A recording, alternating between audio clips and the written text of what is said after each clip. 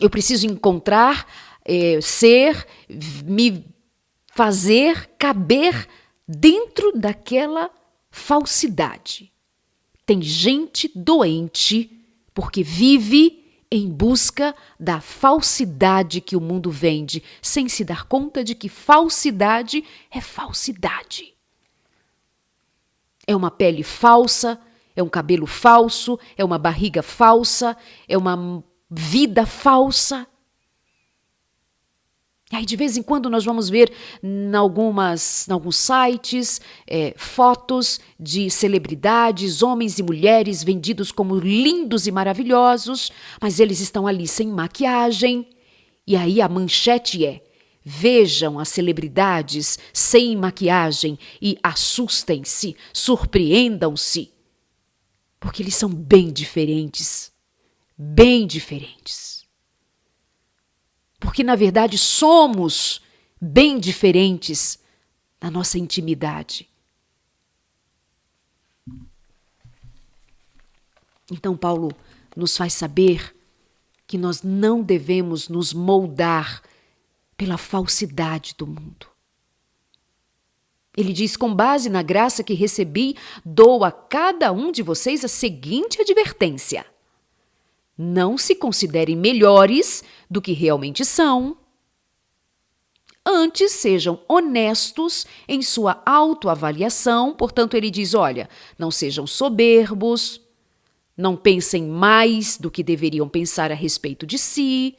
Isso aqui vai servir para aqueles que são soberbos, arrogantes, orgulhosos. São orgulhosos por terem um corpo assim, segundo o que ela imagina que é o que o mundo pede. Mas também, antes, sejam honestos com sua autoavaliação, medindo-se de acordo com a fé que Deus nos deu. Sabe o que eu descobri? Que a nossa autoestima tem a altura, a largura e a profundidade da nossa fé. O que eu penso de mim está alinhado ou desalinhado da minha fé.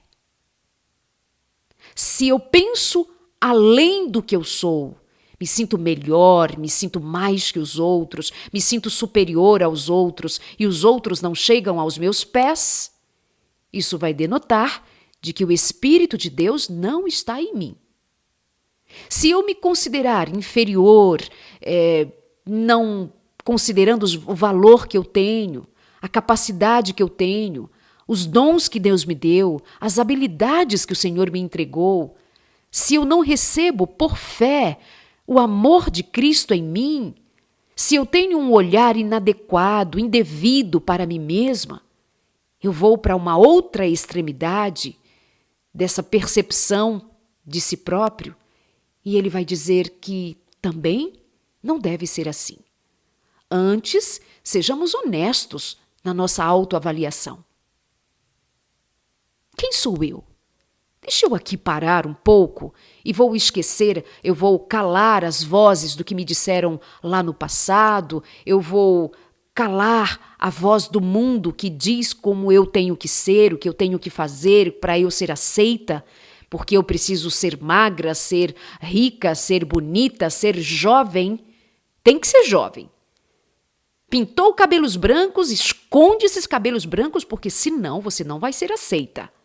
Esconde as rugas, esconde a gordura, se esconde. Você não pode aparecer, porque se você aparece, olha, você vai ser vaiada na rua, hein? Quando você sair à rua, as pessoas vão te vaiar.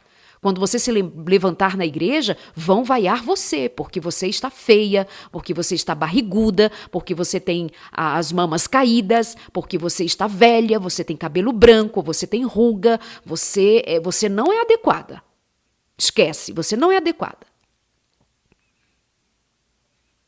Então Paulo vai dizer, por favor, seja honesta. E à medida da sua fé, identifique o valor que você tem. E a minha fé em quem? A minha fé em Cristo. Quando eu vou a Cristo, eu vejo em Cristo o valor que eu tenho, porque ele não teria morrido por uma coisa qualquer. Cristo morreu porque eu valho alguma coisa para Deus.